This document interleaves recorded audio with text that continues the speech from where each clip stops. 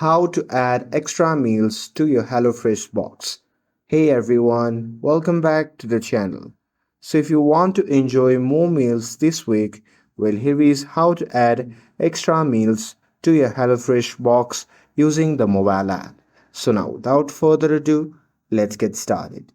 So first thing first, open the HelloFresh app on your phone and make sure that you're logged in to your account. And now here, once you're inside the app, you can just tap on My Menu at the bottom to view your upcoming week meals.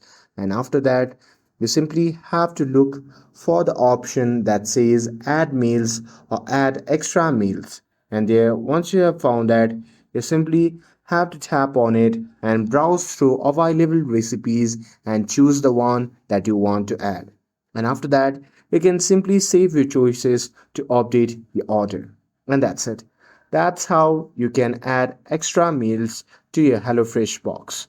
With this, if you found this video helpful, then don't forget to like, share, and subscribe to get updated for more videos. Thanks for watching, and I'll see you in the next video.